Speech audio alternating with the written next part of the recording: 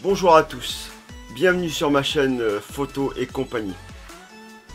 En premier lieu, je vous remercie pour tous les likes, pour tous les partages que vous avez fait de ma vidéo et tout le soutien que vous m'avez apporté. Merci beaucoup. Dans cette deuxième vidéo, on va parler de pourquoi j'ai quitté Canon pour Fuji. Je vais juste faire une petite précision avant de commencer. C'est que je ne suis pas là pour casser Canon ou dire que finalement c'est de la daube, que c'est pas de la bonne qualité. Non, non, au contraire. C'est des boîtiers très costauds. Et que là on va parler. Donc j'ai commencé avec le 350D en numérique. C'est mon premier réflexe numérique. Donc après je suis passé au 50D. Un modèle plus performant avec une meilleure qualité d'image. Et c'est là que j'ai commencé à me procurer des objectifs de meilleure qualité. Et avec le temps, je me suis acheté un 7D. Un modèle encore plus performant et avec encore une meilleure image. Tous ces boîtiers étaient d'excellente qualité. Franchement, je produisais des bonnes images, il n'y avait pas de souci. Mais entre temps, commençaient à venir des boîtiers qu'on appelait full frame, c'est-à-dire un capteur gros comme la taille d'un négatif 24-36.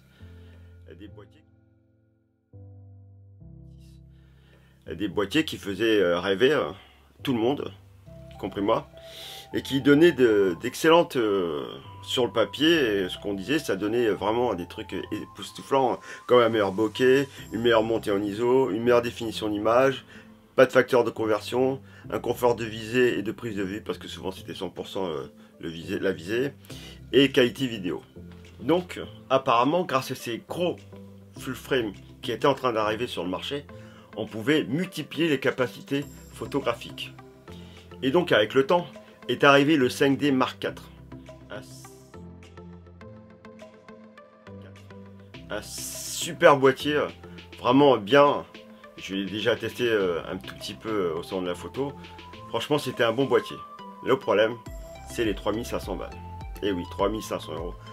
C'était pas dans mon budget, quoi. Je pouvais pas me permettre ça. Donc, avec le temps, ils ont sorti un nouveau boîtier full frame qui était le 6D. Un full frame plus abordable, entre guillemets. 1800 €, 2000 €. Ça pouvait être envisageable.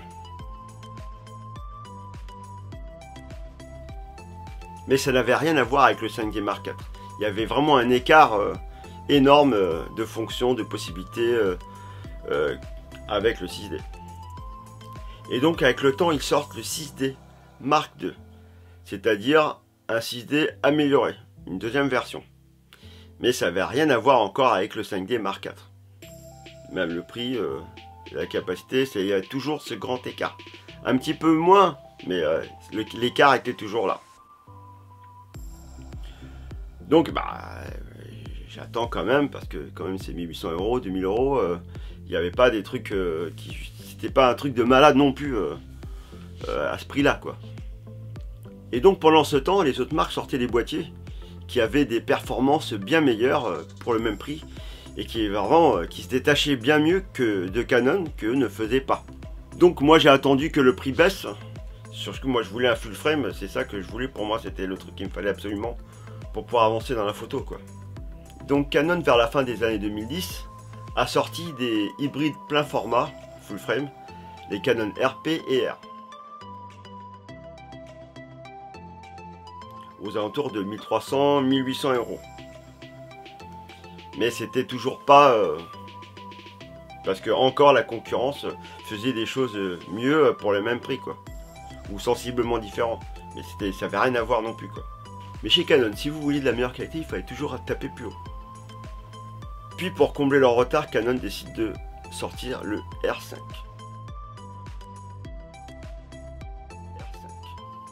Un boîtier vraiment très performant, mais 4500 €. Donc 4500 €, c'était encore moins dans mes possibilités. Impossible. Avec le temps, j'ai continué à m'informer Et pendant le confinement qu'on a eu, je me suis encore plus informé sur ce qui sortait, le matos, qu'est-ce qui allait arriver, quel prix. Et j'attends que Canon sorte des choses à peu près correctes, à un prix raisonnable. Et de plus en plus, je voyais des vidéos qui parlaient du Fuji X-T4 et de la philosophie que la marque avait. J'étais intrigué de voir que Fuji mettait le paquet sur les APS-C et que dans leur catalogue, il n'y avait même pas de full frame.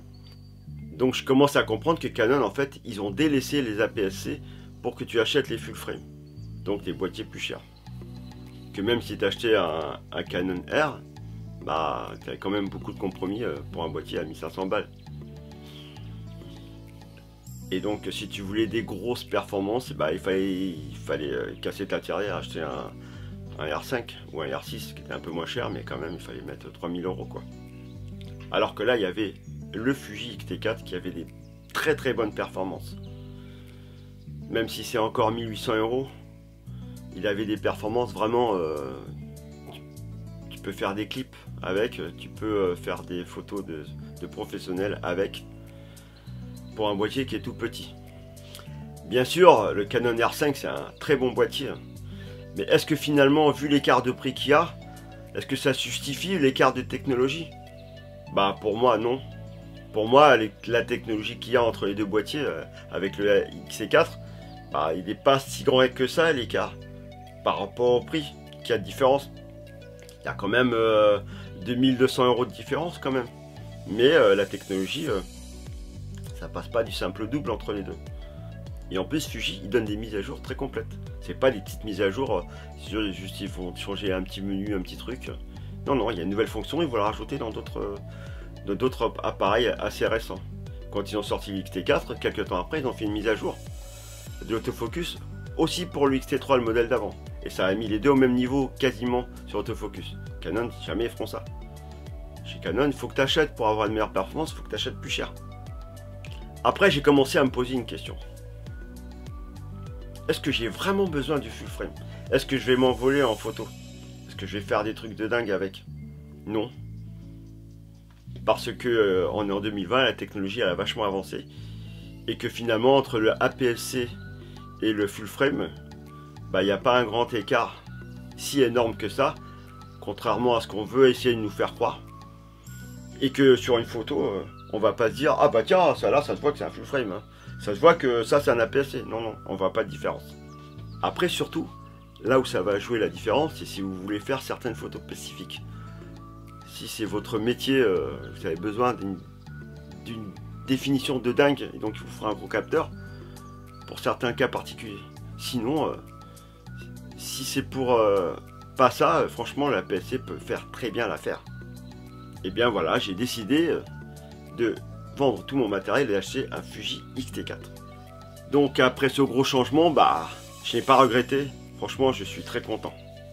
C'est un boîtier vraiment très performant qui peut m'offrir des possibilités vraiment bien. Je n'ai pas tout exploité encore, mais qui franchement va vachement m'aider à avancer dans la photo. J'ai appris avec le temps que si vous voulez choisir un appareil photo, il faut se poser une première question. Qu'est-ce que je vais faire avec cet appareil photo? Photo de loisir? Ou photo d'amateur passionné? Ou alors c'est votre job, vous faites de la publicité, des choses comme ça? Il faut bien réfléchir à ça. Parce que peut-être que c'est pas la peine de claquer 3000 balles, alors qu'un appareil à 1000 € pourrait très bien vous faire l'affaire, ou même moins, suivant vos besoins. Voilà, la vidéo est terminée. Je vous remercie d'avoir été attentif. N'hésitez pas s'il vous plaît à vous abonner si ce n'est pas le cas, pour être au courant des nouvelles vidéos qui vont sortir. De lâcher un pouce bleu aussi. N'hésitez pas non plus à lâcher des commentaires et à partager cette vidéo. Je vous remercie et je vous dis à la prochaine. Au revoir.